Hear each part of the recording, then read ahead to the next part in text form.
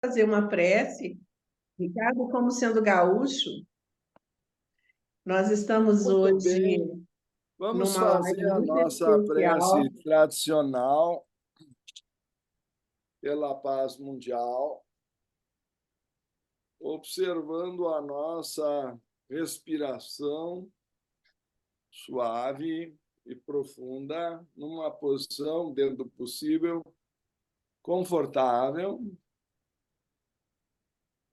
com a coluna ereta, sentados, distribuindo o peso nas costelas, de modo que a respiração seja livre.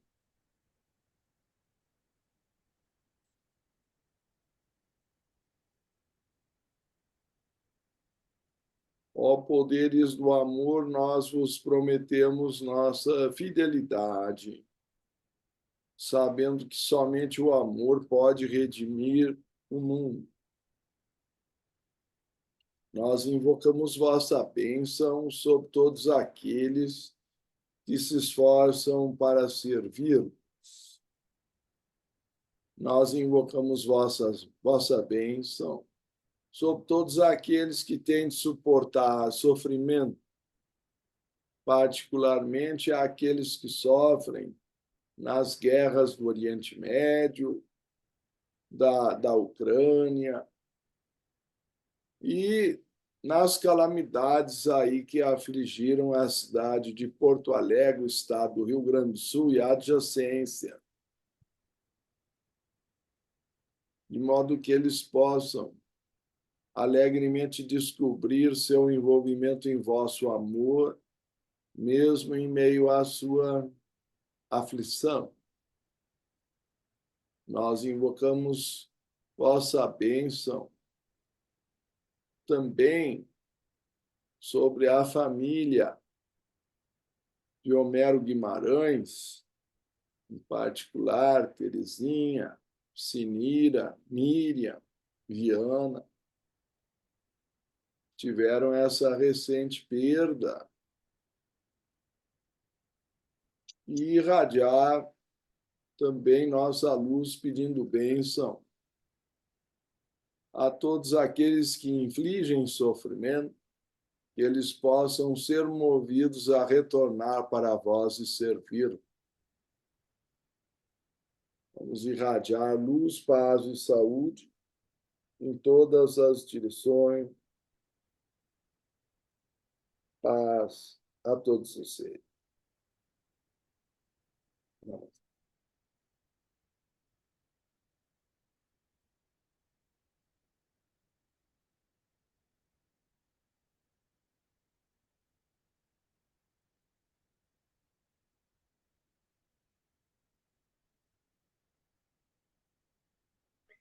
E hoje, nessa data especial, nós estamos completando 28 anos de existência. A loja Estrela d'Alva comemora o seu aniversário no dia de Lótus Branco. Aqui fundamos, Ricardo, lembra? A escolha Parece do... que foi ontem, é um Que ciclo de coisa, Saturno. Ricardo! Nós dois discutindo o nome que nós daríamos à Estrela d'Alva, na cidade de Cataguases, interior de Minas Gerais. Isso. Então, nós estamos fazendo uma live hoje, quebrando um pouquinho o ciclo da vida e morte, para celebrar com o nosso irmão Ricardo e junto com a nossa irmãzinha, que eu vou chamar daqui a pouco, que eu coloquei como surpresa, que vai estar falando sobre a Helena Petrovna Blavatsky, a quem nós devemos profunda gratidão. E, aproveitando a presença do gaúcho Ricardo aqui, gostaria de estar emanando boas energias junto com todos os presentes para o Rio Grande do Sul, para os nossos entes queridos, os membros da Sociedade Teosófica do Rio Grande do Sul, bem como para toda a região que está vivendo uma tragédia e que no dia de hoje eu penso que vale a pena nós revertermos nossas bênçãos e vibrações positivas para aquele estado tão lindo, tão rico, por onde eu morei durante 2 anos e foi suficiente para eu aprender a amá-lo, Ricardo. Você mora num estado realmente muito lindo. E A gente agradece a sua presença. O que você gostaria de falar sobre Blavatsky, Ricardo? Bem, eu gostaria inicialmente, não é, de repente, tentar mostrar para vocês uma pequena homenagem. Quem somos nós aqui perto de Helena Blavatsky? Mas é a nossa intenção, então, compartilhar com vocês pelo menos uma imagem de Helena Blavatsky, que me parece talvez uma das mais famosas, por sinal, capa do livro de Sylvia Cranston, que é uma das suas, talvez a mais extensa biógrafa. Então, eu devo recomendar com toda a ênfase o livro Helena Blavatsky, Vida e Influência Extraordinária da Fundadora do Movimento Teosófico Moderno.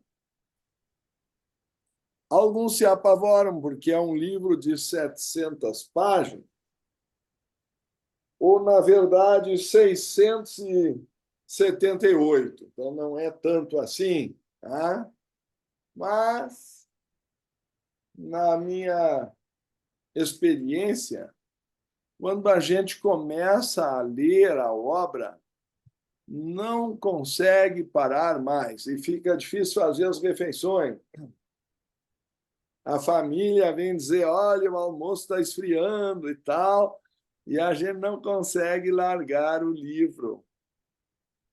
Porque a vida de Blavatsky é alguma coisa assim tão extraordinária, porque ela era um elo vivo entre a hierarquia dos mestres e homens perfeitos, os mestres de sabedoria, os Mahatmas. Não estou aqui pretendendo afirmar que tenha sido necessariamente a única, mas pode-se notar a diferença no mundo esotérico antes e depois da vida de Blavatsky e da fundação, porque ela fundou, não é? A Sociedade Teosófica em 1875, mas fazem 133 anos do seu passamento. Ela declara também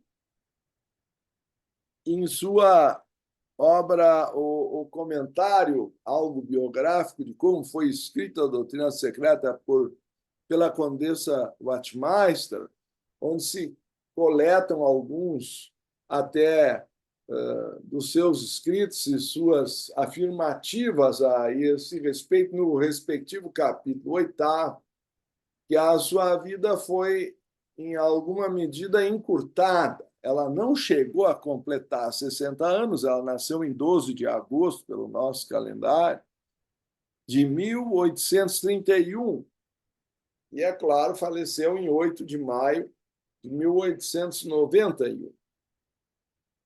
Então, eu acho relevante mencionar o que ela mesma afirmou, a Condessa Wachtmeister, nessas memórias, de que a vida dela foi encurtada em grande parte pelo que ela despendeu de energia para fazer uma série de fenômenos de materialização. E nesse comentário ela desaconselha qualquer outro a fazer o mesmo, mas ela fez isso num espírito de sacrifício, até onde ela deixa entender, para quebrar o materialismo científico do século XIX, mas ela mesma reconheceu em certo momento que não teve todo o resultado esperado, ela foi acusada de fraude. Em outras palavras, se fosse na Idade Média, seria classificada como bruxa e queimada numa fogueira. No século XIX não chegavam mais a tanto, mas destruíam moralmente a reputação da pessoa e ela foi perseguida de inúmeras maneiras, como fraude, né? Então, eu sempre faço menção nessas ocasiões de que, pelo menos, vamos chamar assim, 100 anos depois, ou pouco mais ou menos, houve a retratação da Sociedade de Pesquisas Psíquicas de Londres, não é? E essa é a obra que nós temos sempre recomendado nesse sentido, H.P. Blavatsky, a Sociedade para Pesquisas Psíquicas, subtítulo muito atrativo, Retratação a Blavatsky sobre as cartas dos Mahatmas. Então, eu não poderia me furtar, creio eu, nesse momento, de lembrar todas as perseguições injustas que ela teve e a maneira como o próprio autor, se me permitem ler apenas a introdução,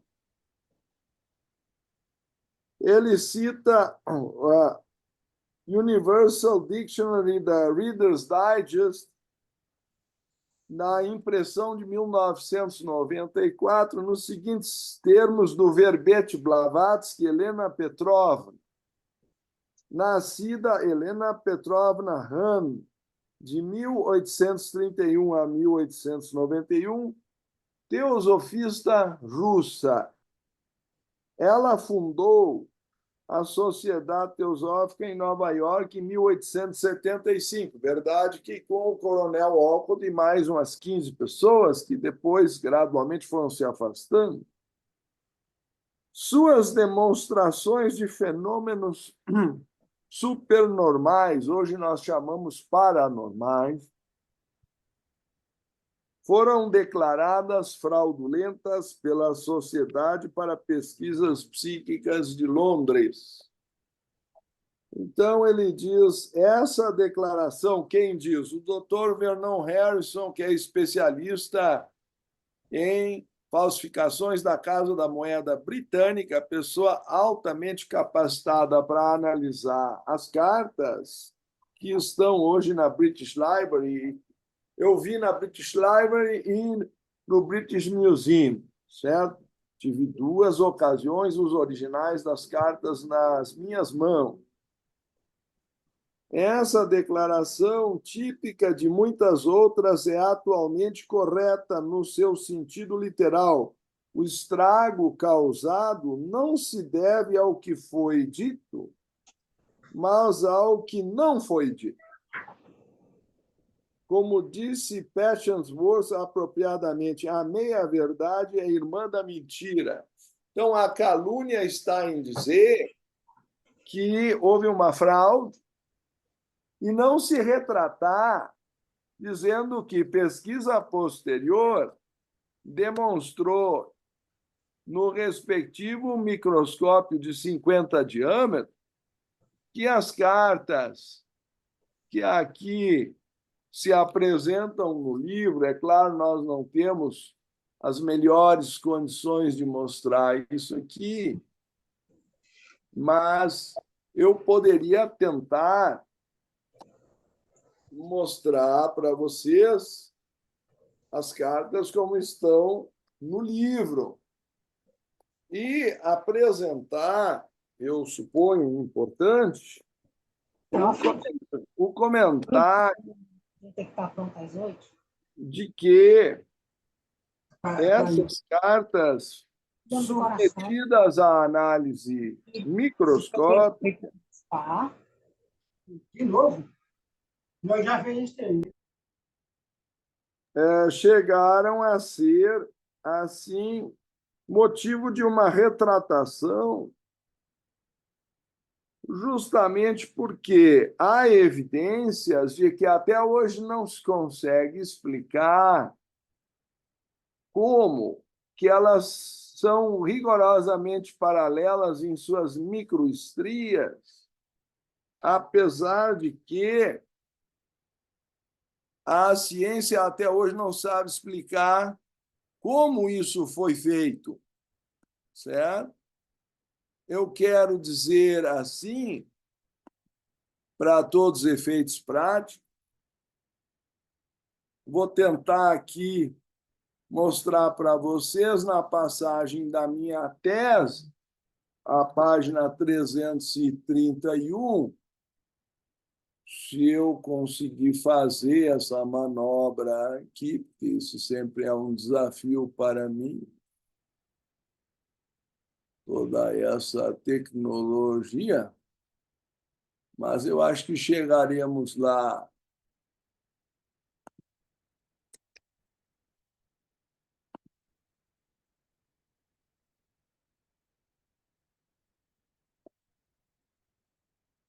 Vamos ver aqui na minha tese, não sei se todos aqui já conseguem acompanhar comigo,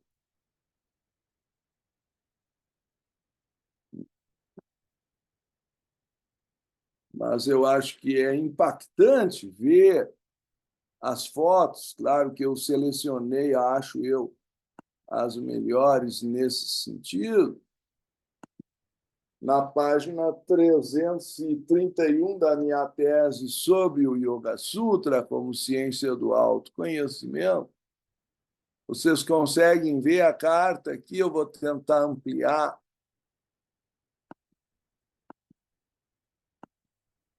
Ok?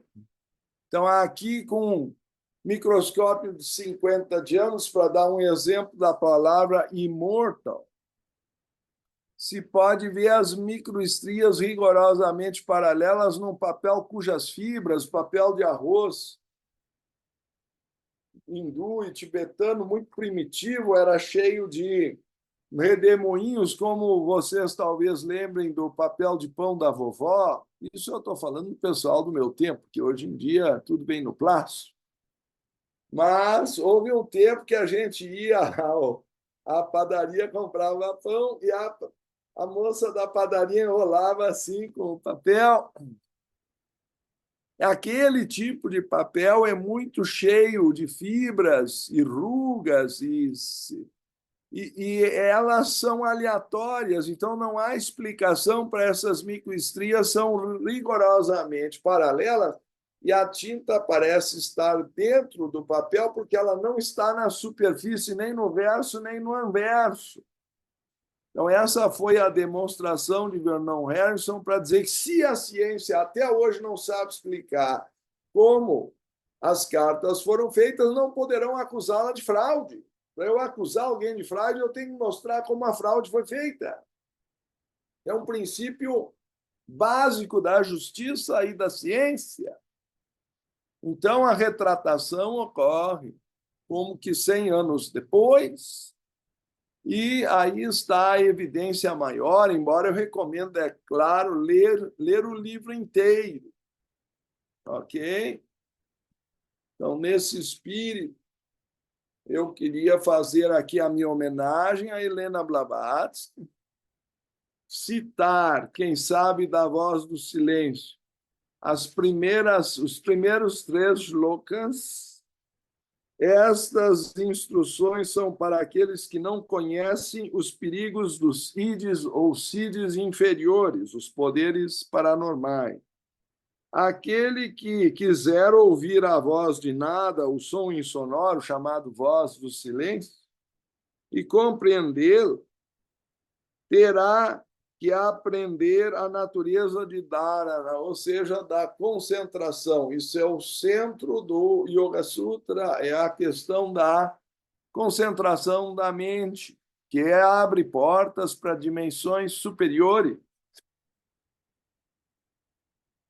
Tendo se tornado indiferente aos objetos de percepção, é o que o Yoga Sutra chama de pratyahara, deve o discípulo procurar o Raja dos sentidos, ou seja, o rei dos sentidos. Produtor de pensamentos, aquele que desperta a ilusão. Isso é uma maneira de se referir à mente, definindo a mente como o 6º sentido que organiza os outros 5. A mente é a grande assassina do real que o discípulo mate a assassina. Então, nós temos que bloquear essa tendência à ilusão e superar essa limitação pela transcendência da mente a partir da sua concentração. Então, eu faço essa introdução magnífica da Voz do Silêncio de Blavatsky e a defesa do seu nome e do seu esforço ao longo de uma vida inteira de calúnias que ela recebeu, para dizer que hoje estamos aqui reunidos nessa sociedade porque ela sofreu o peso da sua disposição de vanguarda numa época em que não foi compreendida, mas que pagou o preço, se não mesmo o pedágio, para que nós hoje estivéssemos aqui reunidos em seu nome e pela causa da fraternidade universal e da libertação do ser humano de todo o sofrimento desnecessário que frequentemente cria para si mesmo por ilusões que ele não compreende, criadas pela própria mente.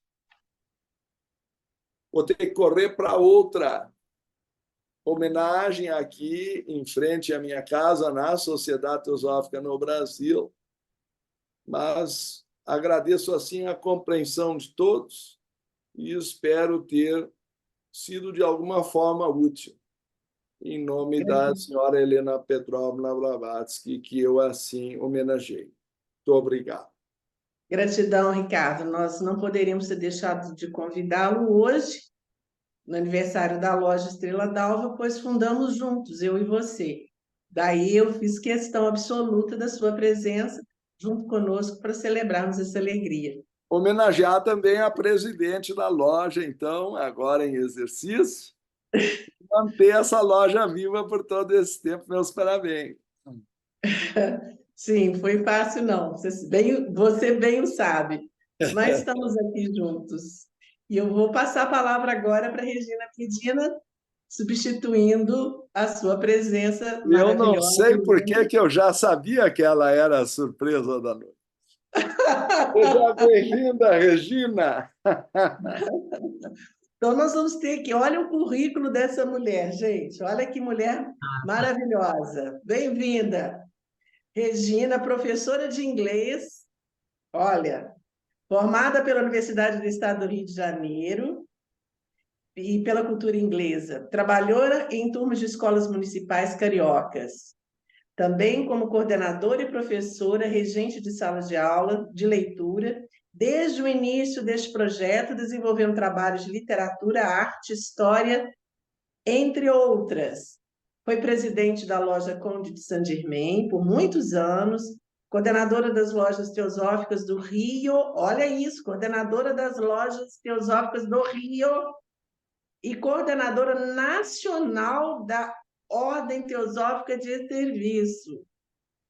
Durante a gestão do Ricardo Lindemann, estamos em casa aí, olha, na seção nacional da Sociedade Teosófica. Autora de diversos artigos para a revista Sofia e para a coleção Luzes da Teosofia, além de tradutora, né? De vez em quando ela se arrisca e se aventura a traduzir.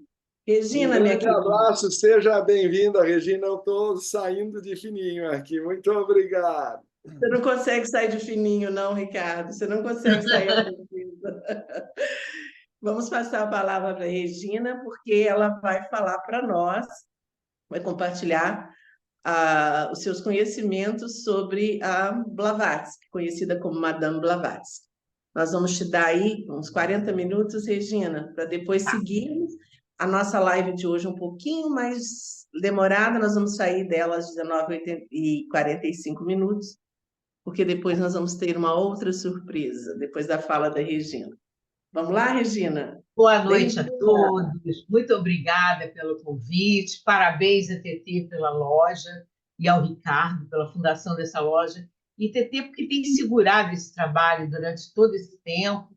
E agora, com essa facilidade de Zoom, quantas pessoas de outros lugares tem acesso também. E isso é fundamental, com certeza. Bom, para não perder tempo, gente, eu vou pedir à nossa irmã que organiza o Zoom para me colocar como co-host, porque eu tenho que colocar um PowerPoint aqui também. Já tá, Regina.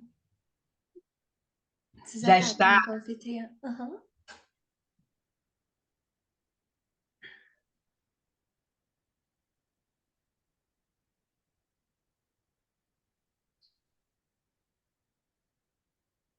Deixa eu ver aqui. Se já está?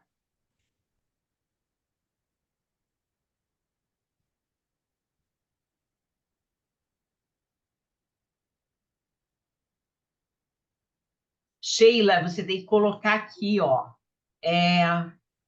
nos participantes como co-host. Eu estou como Sociedade Teosófica RJ. Se você puder me colocar. Ah, tá ótimo, tá bom. Muito bom. Agora Assim deixa eu ver colocada. aqui a Assim, tela.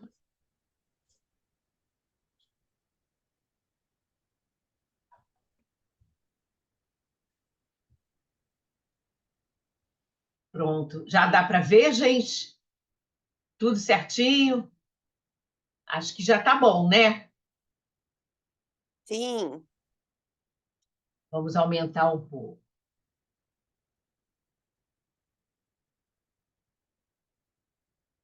Muito bem, agora tá.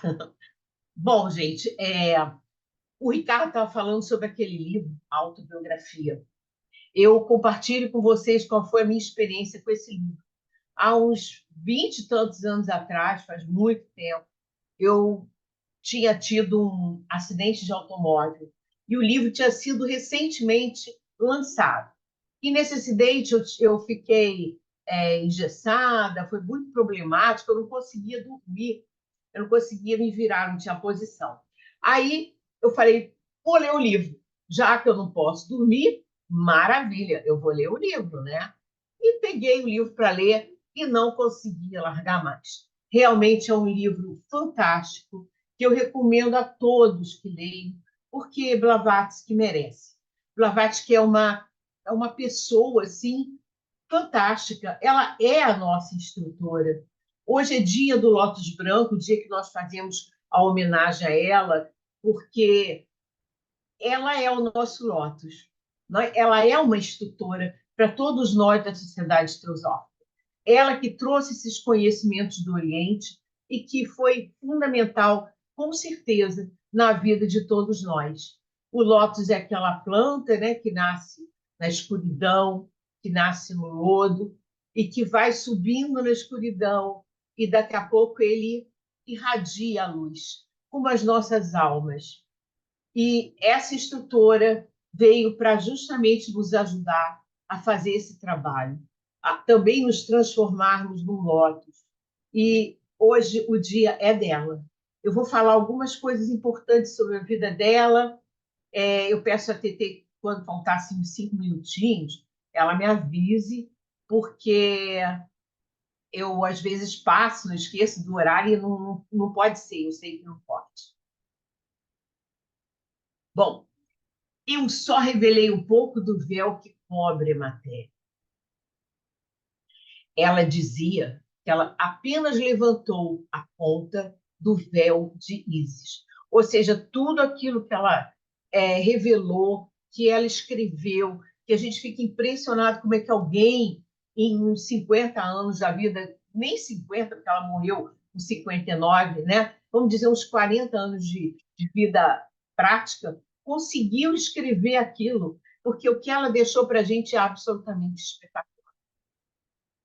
Mas, como ela diz, com humildade, eu fiz apenas um ramalhete de flores escolhidas e nele nada existe de meu, a não ser o laço que as prende, das flores. Então, ela usou essa frase do Montaigne, dizendo que, apesar de tudo aquilo que ela fez, ainda, além de há muito que fazer, né? Ainda há muito que aparecer dessa verdade, mas ela apenas prendeu. Por que será que ela diz isso? Porque ela também foi muito acompanhada por seres que depois a gente vai ver da ligação dela com esses seres. Um adepto uma vez disse que uma mulher como ela só nasce a cada 10 mil anos. Nunca foi a lugar nenhum, faculdade. Mas, o que era a instrução de uma mulher naquela época? Tocar piano, aprender francês, aprender algumas coisas. Mas essa mulher conseguiu ser pintora, pianista, escritora, poetisa, filósofa, cientista, educadora e muitas outras coisas. Nasceu nessa cidade, né, que na época era a cidade de Catarina, em homenagem à rainha Catarina II, né? A gente estava na época ainda do reinado, né? Era o império. Então, ela nasceu nessa época, nessa cidade, que depois mudou de nome. Ela passou a ser Dnipropetrovsk, que eles falam Dnipro, eu vi assim resumido, né? Que é a cidade de Pedro o Grande. Então, essa foi mudado o nome da cidade. Essa cidade era russa naquela época e tratava-se do Império Russo, mas hoje em dia ela pertence à Ucrânia, né? Então, nasceu na data de 12 de agosto, segundo o nosso calendário, mas no calendário juliano deles, né, é de 30 de julho para 31 de julho. Bom, ela era descendente de uma família nobre, por parte da avó materna, inclusive de uma princesa russa. E a linhagem dela, pelo lado dessa avó, vai até o fundador da Rússia, que deu até esse nome Rússia, né? Veio do nome dele. Era um viking, que foi o primeiro governador, a primeira pessoa que tomou conta e que mandou naquele lugar, né? Então, é uma genealogia muito antiga. Por parte de pai, era descendente também de alemães, né? Que a gente sabe que o Império lá da Prússia era muito famoso, muito importante naquela época, e o pai era militar. A mãe foi uma escritora e morreu, infelizmente, muito cedo. Mas ter uma mãe escritora naquela época, vamos combinar que já era uma coisa muito diferente. Ela nasceu nessa casa, essa casa vermelhinha que a gente está vendo aqui, enorme, né? Hoje é um museu. Nós estamos vendo aqui a casa onde a HPV nasceu, que era do avô, que era um governador de uma província da Rússia. Por dentro aqui o museu, e aqui a entrada, né, com uma homenagem a esse nascimento dela. E até a gente ficou muito preocupado quando começou essa guerra da Ucrânia. Gente, será que o museu foi preservado? E as notícias são de que sim, que está preservado. Então, quem sabe um dia, né, a gente não vai ter essa oportunidade de conhecer esse lugar que é tão significativo para nós. E ela, então, ficou sem a mãe muito cedo e foi morar com os avós. Muito tempo morou, então, nessa casa com os avós, depois em outros lugares também, né, onde o avô estava governando. Não era uma criança normal, nunca foi. As crianças adoravam ouvir as histórias que ela contava, porque eram absolutamente reais. Era como se ela estivesse vendo tudo na frente dela. Então, ela chamava a atenção de todo mundo com aquelas histórias, né? E os próprios serviçais da casa, sim, porque naquela época a Rússia tinha, não eram escravos, mas eram servos. Eles também não eram pessoas livres. Eles tinham também muitas restrições. A família que era responsável por eles, que era dona, né, vamos dizer assim, deles, também tinha que dar, por exemplo, deixar que eles pudessem se casar ou se mudar ou fazer qualquer coisa.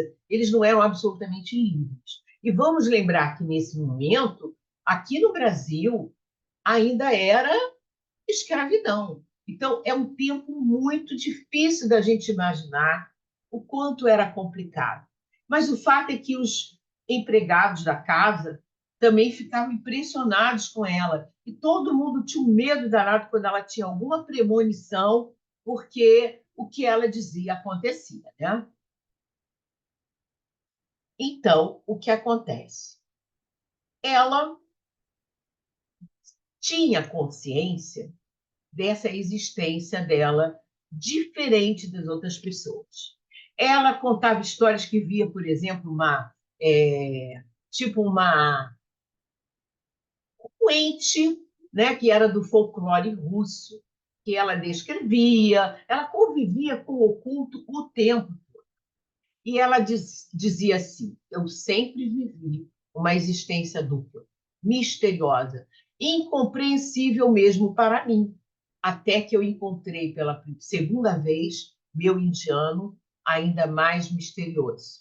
Então, HPB, desde criança, ela via aquele que depois veio a ser o seu mestre, mas ela não sabia quem era. Ela muitas vezes foi protegida, inclusive levou uma queda uma vez de algum lugar que ela, do alto, e foi salva misteriosamente. E tinha um interesse enorme, desde criança, pelos livros de ocultismo que estavam no palácio onde ela morava, uma biblioteca imensa que teria sido do bisavô materno dela, que era esse príncipe Pavel Vassilievich. Então, HPB já não era uma criança normal desde o início. Com 16 anos, ela estava mais interessada por esses assuntos ainda. E aí aparece uma pessoa, um príncipe chamado Alexandre Golitsyn, e esse príncipe era famoso franco-maçom, místico, conhecia e sabia muito sobre aquelas coisas que ela investigava, e disse, então, que ela, acho que foi a algum lugar onde ele estava, não sei, ela fugiu. Essa história não é bem contada, mas fugiu para conhecer algum lugar e foi guiada por esse tal desse príncipe.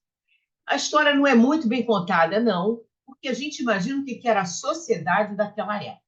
O fato é que, quando ela voltou, arranjaram um casamento para ela, que diz que foi ela que fez, que ela que escolheu, mas depois também não queria mais, mas depois topou, porque sentiu que era uma boa ideia, porque a faria mais livre, que era uma sociedade realmente terrível, que as mulheres não tinham direito a lá grandes coisas e liberdade muito menos. Então, como ela já era uma pessoa livre por natureza e tinha aprontado alguma coisa do tipo ir conhecer um lugar que lhe interessava, foi um escândalo, provavelmente. E a família segurou, quer dizer, foi um escândalo para eles, porque ninguém soube. E trataram de arrumar o casamento dela. Então, ela casa com quase 18 anos com uma pessoa bem mais velha do que ela. E, lógico, esse casamento não durou muito. Durou, assim, 3 meses, com muita dificuldade, né? Ela sempre tentando ir embora, até que, em determinado momento, ela consegue fugir com alguns serviçais, né, para disfarçar. Ela entra num navio, como quem vai não sei para onde, e depois ela, no dia seguinte, dispensa os serviçais para procurar um lugar para ela ficar, e ela vai embora. E aí ela some. Ela realmente foi embora, mas tudo indica que o pai sempre mandou dinheiro e que ela teve apoio e que ela, então, se libertou numa outra vida, a vida que ela sonhava. E aí começam as viagens, né? Ela viajou muito, ela viajou para muitos países, ela aprendeu muita coisa com os índios, com todos os tipos de povos que tinham sabedoria para ensinar para ela. E, por sorte, conseguiu. O pai ajudava, ainda estava vivo, e ela tinha sempre proteção de russos nobres, que a família conhecia e que geralmente davam uma força. Ela morou, por exemplo, nos primeiros tempos, muito tempo com uma senhora russa, que era da nobreza também, né? E que foi o apoio dela nos primeiros anos, mas já com essa liberdade de poder estudar e fazer o que quisesse. Então, ela percorreu a Europa, a América, a Ásia, estudou cabala judaica, estudou a religião do Antigo Egito, e também, depois, com o tempo, chegou ao Tibete. Não foi fácil ela entrar no Tibete, ela tentou mais 3 vezes, até que na terceira vez ela conseguiu entrar, né? Disfarçada de homem, com outras pessoas, ela conseguiu entrar. E lá, ela, então, com esse Teshu, ou Panchei Lama, que vivia numa cidade ali perto, Tashilhunpo, né? E que é perto mais da fronteira indiana, no lugar perto de Shigatse. Neste mosteiro, então, ela teve as primeiras experiências, né? Com o Tibete, com o aprendizado, e ela, por incrível que pareça, foi aceita, né? E conseguiu aprender. Também depois teve uma fase que ela aprendeu muito com os mestres e ela sumiu para a família dela, porque a família dela, durante esse período, nem sabia onde ela andava. É contado no livro que um dia, do nada, apareceu alguém que bateu a porta lá na Rússia e que entregou, quando a irmã abriu a porta, recebeu uma carta dizendo que ela estava muito bem, que não se preocupasse e que ela logo daria notícias, que a família não sabia realmente o que tinha acontecido com ela. Bom, nessa fase começa o espiritismo também, que já estava uma sensação com as mesas girantes, né? Aquele fenômeno das mesas girantes. As pessoas começaram a descobrir que existia alguma coisa além do materialismo daquela época. Até na Casa Branca tinha sessões espíritas, na época do Lincoln. Então, no livro é até contado isso, né? E aí ela se interessa. O Coronel Olcott, que ela ainda não conhecia, é chamado para fazer uma investigação dos fenômenos que estavam acontecendo nesse lugar aqui, ó, em Vermont, nos Estados Unidos. Essa família Ed, que era descendente, inclusive, de uma pessoa que foi condenada como bruxa, na época daquelas bruxas de Salem, eles estavam fazendo fenômenos. E ela foi lá investigar também as materializações, os fenômenos que estavam acontecendo lá. E, nessa ocasião, ela conhece Olcott, aquele companheiro de trabalho de toda uma vida, que ele escrevia para um jornal sobre esses mesmos fenômenos. Ele investigava. E aí ele conhece a HPV, que no início não diz muito das coisas, mas ela interferiu, inclusive, ela conta no livro, ela interferiu até em coisas que estavam acontecendo lá, deu ensinamentos que muitas vezes aquilo não era real, mas, enfim, era muito complicado naquela época a gente entender, né, o que era aquilo que estava acontecendo. E as pessoas estavam meio enganadas com certos fenômenos que eles achavam que era de espíritos, mas ela vai mostrar que não, que na realidade era do que a gente chama de cascões, né? Mas havia materializações, era uma coisa incrível para aquela época, né? Bom, o começo de Isis não podia ser mais comum e despretensioso, recorda Olcott, porque um dia, sem mais nem menos, ela diz que estava cumprindo ordens e que ela começou a escrever algo que ela não sabia o que era, que ela não sabia que era um jornal, se era um livro, o que ela tinha que fazer com aquilo. E ela começou a escrever, guardou e depois continuou, deu continuidade àquilo. Isso simplesmente foi Isis sem véu. O livro foi maravilhoso. Ele se esgotou em 10 dias. Ele foi um fenômeno nos Estados Unidos. 10 dias a primeira edição foi embora. E isso causou, assim, uma mudança total do pensamento daquela época. Abriu uma janela para coisas que as pessoas nunca tinham ouvido.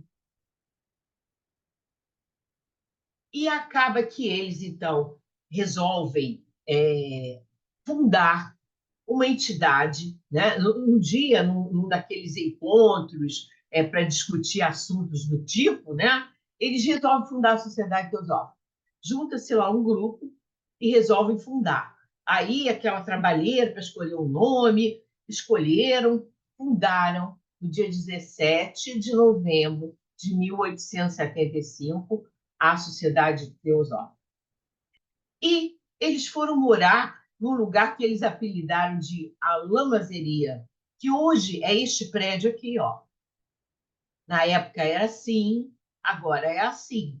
Então, esse prédio ainda existe. E ali era um apartamento, eram 2 apartamentos, na realidade, grandes, né, que eles alugaram e moravam lá. E nessa casa era um desfile de gente, porque tinha sempre reuniões que iam até tarde, e aí que a teosofia começa a tomar forma. Mas é claro, como tudo que é novo, há dificuldades, é difícil, e nem sempre havia condições de fazer um trabalho como eles queriam. Mas foi assim, peraí. Mas a ST inovou em muitos setores, né? Nós estamos vendo aqui 2 aforismos lindos dela sobre a vida que está em tudo. Eu não vou ler, porque está aqui, e eu sei que tem hora, eu estou aqui olhando o relógio para não atrasar o trabalho da loja, mas vocês vão ficar com isso registrado e vão poder consultar e saber em que parte da biografia dela, inclusive, que está. Mas é isso, aqui está a lavanderia, eles contam que às vezes só ficavam eles 2 e o ilustre, era o trio. Então, nem sempre as coisas corriam tão bem. Mas nesse país que ocorreu, por exemplo, a primeira cremação, que foi um escândalo, né? Foi uma confusão danada. E hoje a gente vê que a cremação é a coisa mais normal, mas coube a Sociedade Teosófica fazer a primeira, que o próprio morto doou, né? Já tinha doado o corpo dele, e foram chamadas pessoas para observar essa cremação, jornalistas, médicos. Então, foi outra inovação que a Sociedade Teosófica criou também. Os Himalaias, um lugar que para ela era muito sagrado. Ela encontra, então, o seu mestre pela primeira vez. Antes de ir para os Estados Unidos, ela encontrou o mestre. Quando ele apresentou para ela, aos 20 anos, a missão que ele tinha para ela. E ela o reconheceu na mesma hora. E depois ela acaba indo para o Tibete para fazer esse aprendizado, né? Lá no Tibete. Bom, esse é um quadro lindo do Nicholas Harris, que fez quadro em homenagem a ela. É o mensageiro, a mulher que abre a porta, que é a humanidade, e o mensageiro, que é HPB, que vai entrar. Cenas do Himalaia, lindas, maravilhosas, um lugar que era muito querido por ela, embora imagine o que era o Himalaia naquela época, mas ela era muito feliz lá, e principalmente por estar perto dos mestres nessa época. A Sociedade Teosófica acaba indo para a Índia, né? Porque era hora de aumentar o trabalho por lá, que nos Estados Unidos estava mais fraco. Então, foi comprado esse imóvel, né, com autorização dos mestres. Ela deixa isso bem claro no livro, né? Está na biografia. E hoje é a nossa sede internacional, né? Que a gente diz que a Annie Besant dizia que era o lar dos mestres. Só que quando, numa certa fase, os fundadores estavam na Europa, não, estavam na Europa, sim. O que aconteceu? Eles foram traídos por um casal de ex-funcionários que criaram um problema lá, e essas pessoas acusaram, e foi aquela acusação aqui. Regina, você está sem som? Não, Não te ouço. peraí, Agora, ok. tá? Tá ouvindo? Estranho? Pra mim tá funcionando normal, TT. Tô ouvindo Hã? você bem, Regina. Tava ouvindo você Tá, bem o tempo então todo. tá bom, tá ok. Bom, essa foto linda, maravilhosa aqui, que a gente diz que é a esfinge, porque a gente olha para esses olhos assim, é algo diferente, com certeza, esse mistério, essa luz que essa estrutura passa, é impressionante, né? Temos aqui uma foto que a gente não sabe a origem, não sabe o que é, mas que ela existe, dela com 3 mestres, né?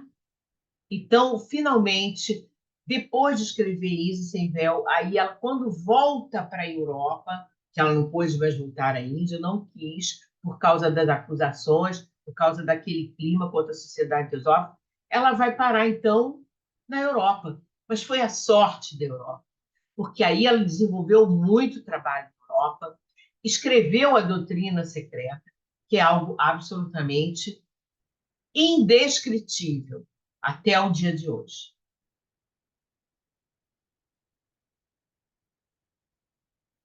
Bom, as instâncias de Dzian foram a base para a escrita da doutrina secreta. Essas folhas de palma, né, onde estavam escritos em cinzar o que seriam os preceitos de ouro, né? Então, foi livros de Kyuté. Ela diz que essa foi a fonte para a doutrina secreta.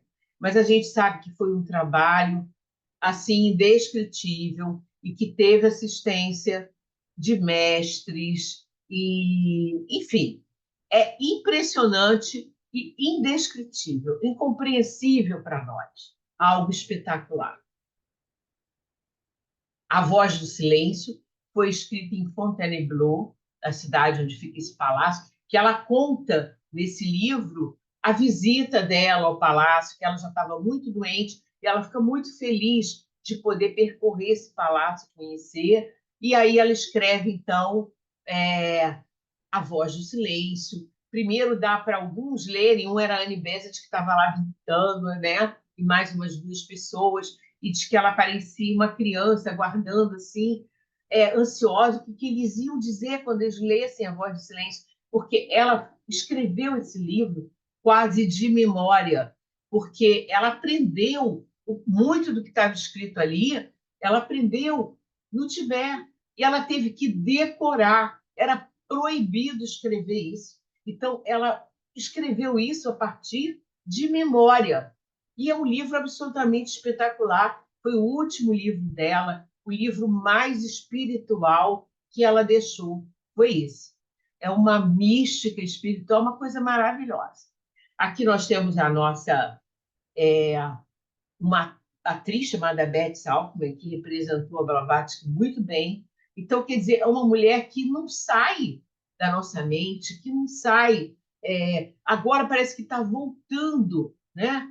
Ela está voltando a ser olhada com carinho. Eu acredito que a tendência seja cada vez mais, porque essa é uma época diferente. Já há uma compreensão. Aliás, ela sempre disse que o que ela escreveu não era para aquela época, só seria compreendido muito depois. Bom, está quase acabando, deixa eu ver aqui. As 3 sementes, né? O mundo mudou.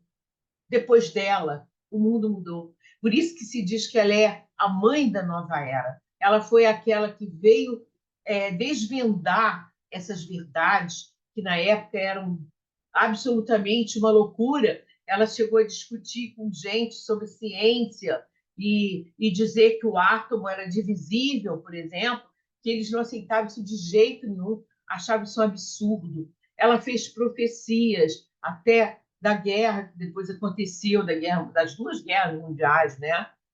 Foi lançada a semente das Nações Unidas, profecias, transcendência. Ela trouxe esse sentido do além, quebrando o materialismo, trouxe noções de ciência, filosofia e religião, sobre os povos, união dos povos. Até hoje a gente consegue, eu acho que nós, filosofistas, conseguimos trazer essa ideia do que está, da importância que existe nas religiões, uma coisa que está nelas todas. Então, o importante não é uma religião separada, mas existe em todas elas um ensinamento que foi herdado de algo anterior, né, de uma sabedoria. E essa sabedoria a HPB conseguiu passar para nós. Eu acho que nós, filosofistas, temos essa capacidade de compreender até nas pessoas que são diferentes de outras religiões, a gente entende que a sabedoria está ali e que a parte da fraternidade, a parte do espiritual é que é o importante. E a gente sabe como chegar a eles de uma forma mais ecumênica, mais assim,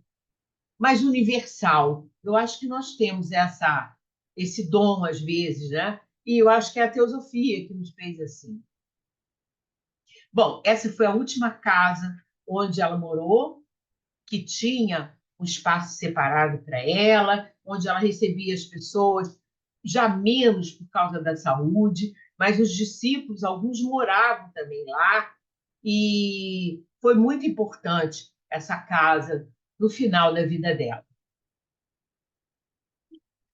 A sua acompanhante, que era a Condessa Constance Warmeister, ela conta coisas que aconteceram naquela casa, como era misteriosa a vida de Helena Blavatsky. Ela foi testemunha de coisas incríveis. A gente está vendo essa mão aqui, isso aqui é um fenômeno que foi visto pelas pessoas. Outros fenômenos aconteciam. Era uma batida que determinada hora, aquela batidinha, o tempo todo no quarto dela durante a noite. Ela mantinha uma luz acesa também até uma certa hora, e a Constance dizia que às vezes até atrapalhava aquela luz. Tem um livro chamado Reminiscências de Helena Blavatsky, que ela conta coisas impressionantes que ela observou. Inclusive, uma vez à noite, a tal da luzinha não apagava de jeito nenhum, e aquilo estava incomodando, e ela ficou danada, poxa, já é mais de meia-noite, não sei o quê, e resolveu apagar. E ela disse que apagou, a luz acendia. Apagou, a luz acendia. E um momento ela ficou irritada e tirou a lâmpada. E nesse momento que ela tira a lâmpada, o que acontece? Ela resolve chamar a HPB, porque a HPB não acordava. E ela chamou Madame Blavatsky, Madame Blavatsky. E a Blavatsky acordou assim, do nada, e quase morreu. E disse para ela: nunca faça isso comigo. Eu estava com o meu mestre. Você poderia ter me matado. O coração dela pulava. Então, coisas muito interessantes aconteceram nessa casa. E misteriosas também. Trabalho dedicado, sem parar. A gente sabe que no final da vida dela não andava mais, ela usava esse carrinho aqui. E, como o Ricardo falou, ela acabou tendo a vida um pouco encurtada. Para os nossos parâmetros de hoje, ela morreu muito cedo. Mas um trabalho lindo, maravilhoso, maravilhoso, com pessoas maravilhosas. Aqui as cartas, que isso aqui é a Sociedade Teosófica de Londres atual, né? As cartas que estão, como o nosso irmão Lima falou, na British Library, que é a biblioteca, né, britânica, tem os livros importantes, as coisas importantes, que é possível ver com autorização da Sociedade Teosófica, que senão eles não deixam nem chegar perto. É assim. A teosofia, com certeza, é o ensinamento que vai nos mudar para sempre. Aquele que estudar teosofia, que estiver sempre presente, estudando, participando das reuniões e aprendendo, eu não tenho a menor dúvida de que a vida não vai ser a mesma. Isso é uma coisa que todos nós que estamos há muito tempo lá sabemos o quanto nós aprendemos e o quanto nós mudamos. Então, aquele que está começando, o que a gente pode dizer é: não desista, leve a sério, faça o trabalho, porque é um caminho de despertar, é um caminho de ensinamento e é um caminho, com certeza, de preparação evolutiva.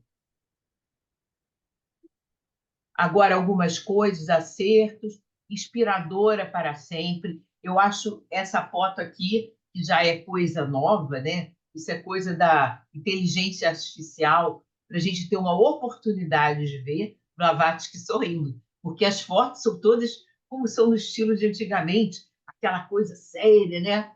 Só que existem registros de escritores, inclusive, falando como era lindo quando ela ria, como ela era espontânea, como ela causava, né, impressão naqueles que estavam junto com ela.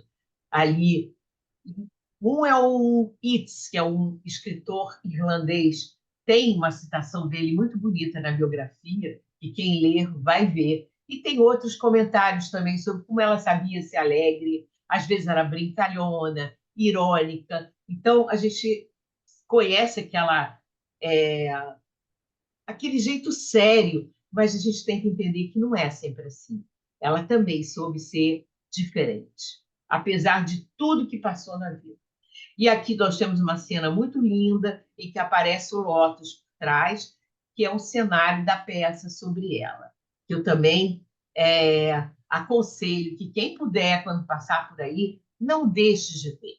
Ela influenciou campos, mentes brilhantes da arte, da ciência, da política, como, por exemplo, Gandhi, né?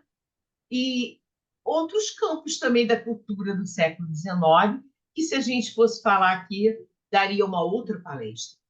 Então, essa mulher é absolutamente maravilhosa, nossa instrutora. Então, é isso, gente. Essa é a minha mensagem para vocês. Eu espero que eu tenha cumprido o horário. Eu acho que eu passei uns 5 minutinhos. Mas, enfim, eu fiz o que eu pude. Maravilhosa. Dia dela, dia do Lótus Branco, dia da Sociedade Teosófica.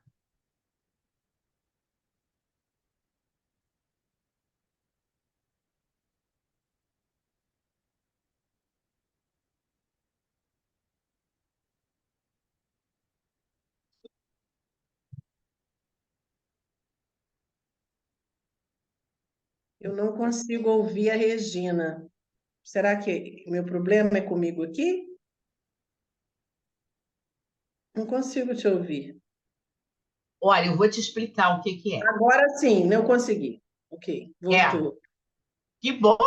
Bom, você vai ouvir depois que eu falei, que pena, mas fazer o que acontece. O Zoom é assim mesmo, ele faz cada uma com a gente. Regina, uma pergunta que eu acho importante fazê-la é o que você percebe de diferente da Regina de antes da teosofia e de depois da teosofia? Porque se a teosofia não servir como um transformador, uma mudança de paradigma ou até uma quebra de paradigma, então eu gostaria de que você prestasse esse depoimento aqui para nós depois de 20 anos, né? Você é membro da Sociedade 30? Espírita. 30? Opa! Não, realmente é uma mudança completa, completa. Eu tinha assim aquela vontade enorme de chegar a um lugar. Eu tinha uma saudade de um lugar, que eu não sabia que raio de lugar era esse. Eu procurei muito, até que um dia eu cheguei na Sociedade Teosófica. E aí eu deixei as malinhas, falei, é aqui. E realmente, para mim, foi uma abertura de consciência, foi uma mudança de parâmetro, uma mudança até de carga emocional. Eu aprendi muita coisa. Eu, às vezes, não sinto tanto o que é que mudou em mim, mas outras pessoas foram muito influenciadas por mim, da minha família, e eu vejo que, às vezes, eu vou a alguns lugares que as pessoas me acham estranha, mas estranha no sentido de, assim, o que ela tem de diferente que eles não sabem o que é. Então, eu acho que, não sei, tem uma aura, tem alguma coisa que muda na gente. E, fora isso, você tem a certeza do que você aprendeu, a compreensão da vida, né? De como as coisas são, diante até de situações difíceis, como nós estamos passando no dia de hoje.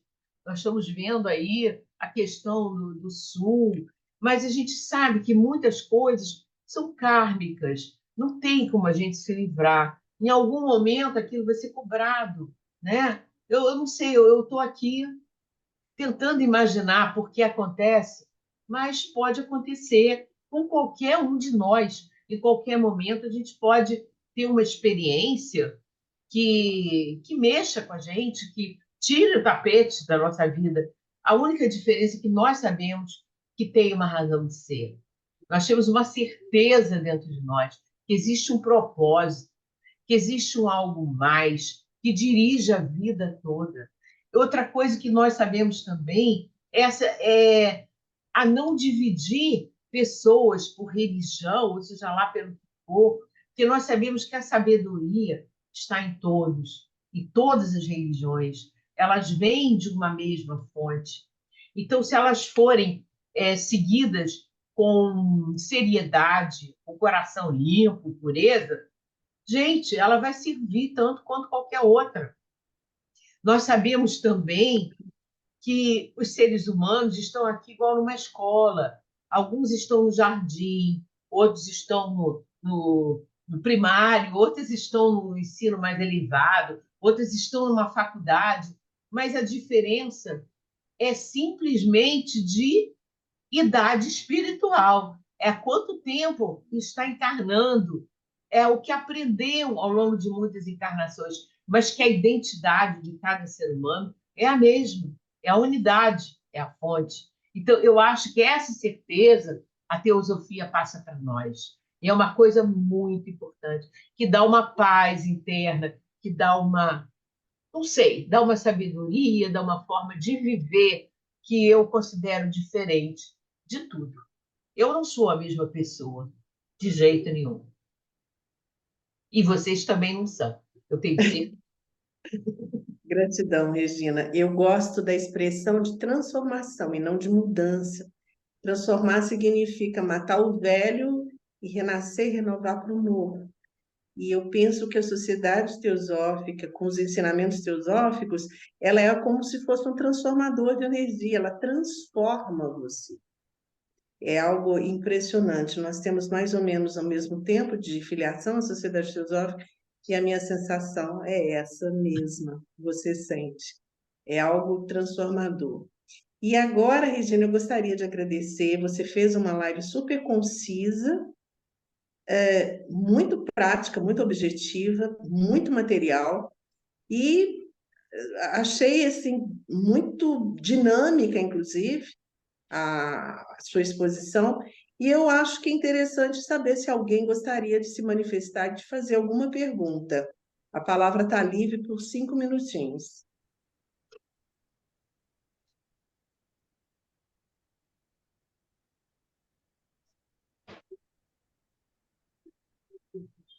Coragem? Sim. Bom, estou há pouco tempo na Sociedade Teosófica. Comecei a acompanhar, né, na época da pandemia, me filiei há um ano, né, chegou o certificado há poucos meses até, mas eu li a biografia da Blavatsky e confirmo que é um negócio, assim, é algo assim que você começa a ler e aquilo te vai impelindo você a não parar, né, até chegar ao final. E é fantástica a história dela, né? Como motiva a gente, né? Nos dias de hoje, com todas as facilidades que a gente tem, né? A seguir em frente, né? E a nos entender melhor. E entender o mundo em que vivemos. Eu achei muito válido. Eu fico feliz por estar aqui. Obrigado. É um desafio, né? É como se a gente Uhum. assim, visse que essas coisas existem, né? Os mistérios, porque ela é muito além do que a gente pode compreender. Com certeza, muito além. Não dá nem para entender o que foi HPB. Não dá. Que ser era aquilo? E que ser é? Porque aquilo foi uma manifestação, foi uma personalidade. Quem é esse ser? Não sei. Verdade. Irmãos, eu gostaria de dar minha participação também, agradecer a linda exposição da nossa irmã aí, gostei demais, e eu que sou um dos mais antigos membros da Sociedade Teosófica, eu tenho quase 70 anos de sociedade, quase 7 décadas. Então, eu queria parabenizar, porque a exposição foi excelente, e essa loja Estrela d'Alva é uma loja que eu admiro muito, embora eu participe de outras lojas, mas de vez em quando eu venho aqui participar com vocês. Eu queria agradecer essa exposição maravilhosa.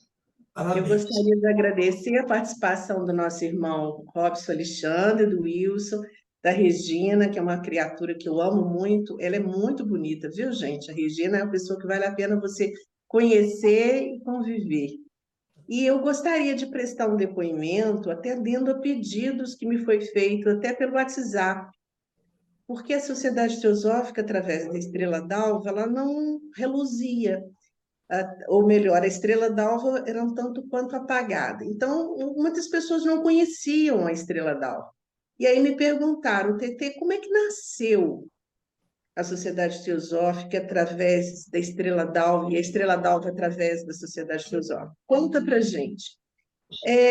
A Estrela d'Alva, ela surgiu na nossa vida através de uma pessoa muito linda, que tem inclusive uma cumplicidade com a Regina, porque foi um dos fundadores de uma das lojas do Rio de Janeiro. Foi numa noite escura da alma de uma pessoa que uma luzinha brilhou lá no céu, apontando que havia uma estrela que deveria brilhar, que era a Dalva.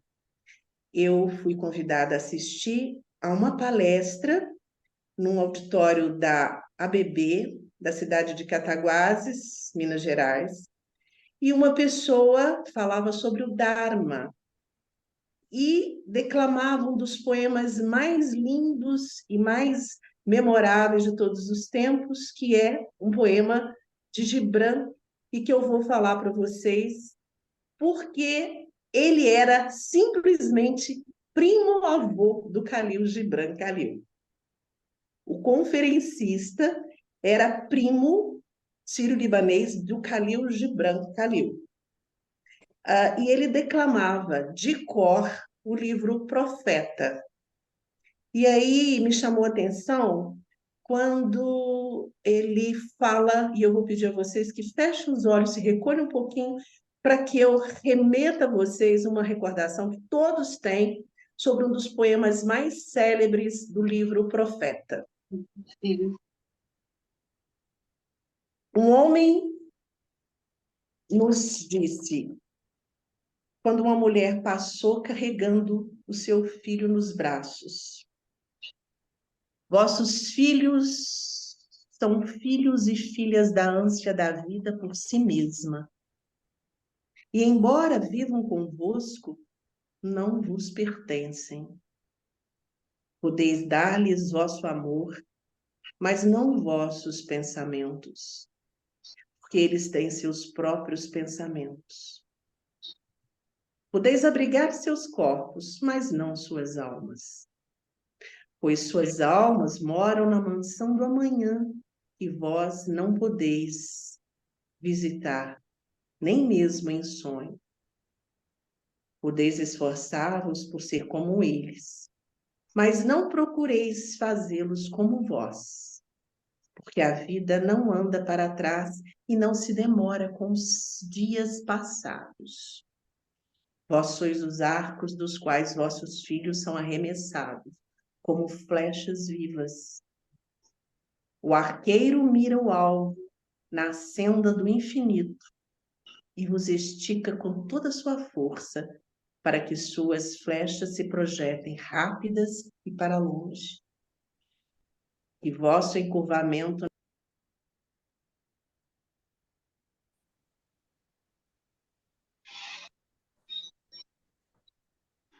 Ficou mudo, TT. Você clicou no mudo.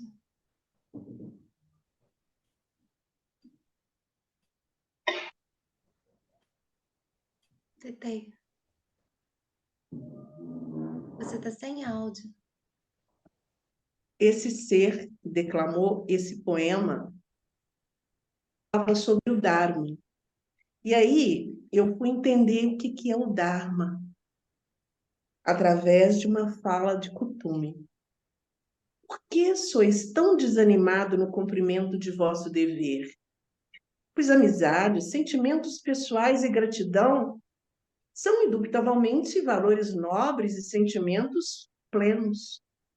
Porém, somente e tão somente o cumprimento do seu dever, do seu Dharma, somente, tão somente o cumprimento do teu dever o conduzirá ao desenvolvimento, uma evolução que tanto anseias. ou se descobre qual é o Dharma e a missão de cada um de nós, ou não se evolui, porque através do cumprimento do dever que encontraremos a nossa evolução e o caminho da senda espiritual. Esse ser falava e eu ouvia, e quando ele terminou de falar, foram todos embora. Ficou eu sentada num auditório que talvez comportasse umas 100 pessoas, chorando. Ele se aproximou de mim e me perguntou: por que choras? Eu olhei para ele, nos olhos dele, e disse assim: eu não sei quem é o Senhor, eu nunca vi antes, mas eu sinto que enquanto vida o Senhor estiver, eu estarei ao seu lado. Foi simplesmente fantástico. Ele me olhou nos olhos, me pediu para escrever o endereço onde eu morava na palma da mão dele. Ele iria me prestar uma visita para descobrir, e eu não sabia o que ele iria descobrir, quantas vidas e quantas encarnações nos unia. Esse homem, cujo nome é o Adi Miguel João, ele foi fundador da loja Dharma, do Rio Grande do Sul, participou de fundações de 2 lojas no Rio de Janeiro, e depois da visita que ele fez à minha casa, nós fizemos uma parceria que nos levou até o último dia da vida dele. Eu fui a pessoa com quem ele conversou e trocou as últimas palavras antes de ir embora. Khalil Gibran Khalil, primo 2º grau de Adi Miguel João, fez com que esse homem me chamasse a atenção.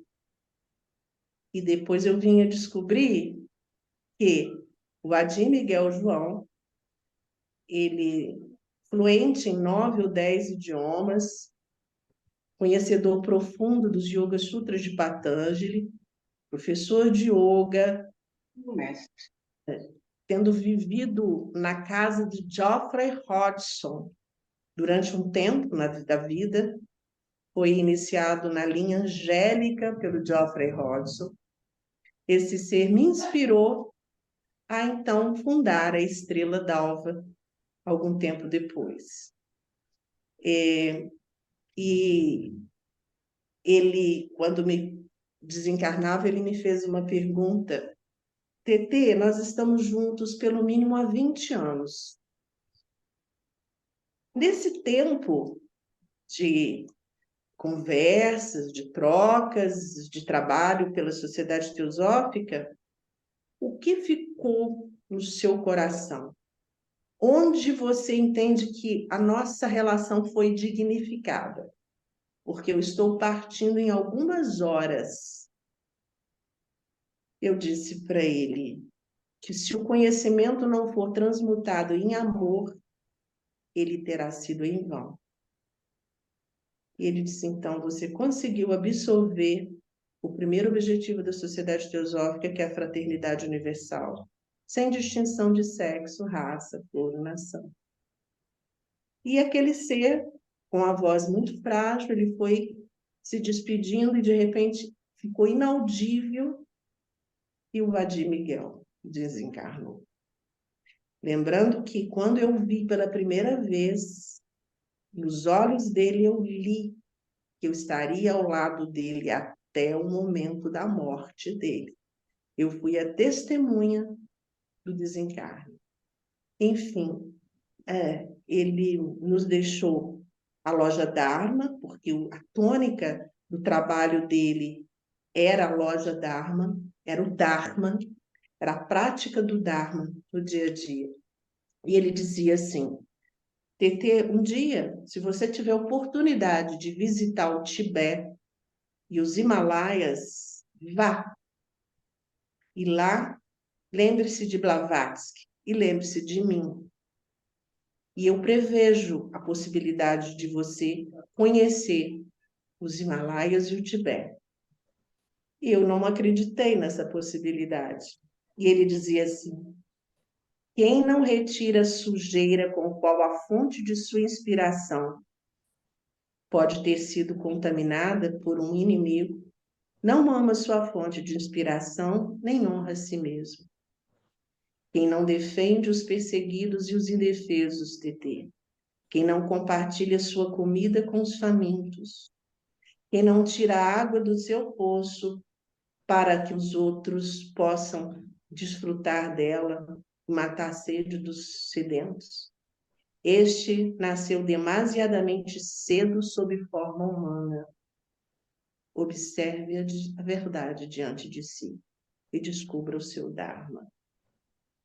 E o Adi Miguel, tendo me ensinado a importância de se praticar o Dharma na vida, ele disse: é importante você conhecer de cor a escada de ouro que foi nos deixada por Blavatsky e vivenciá-la mais do que um mantra no seu dia a dia.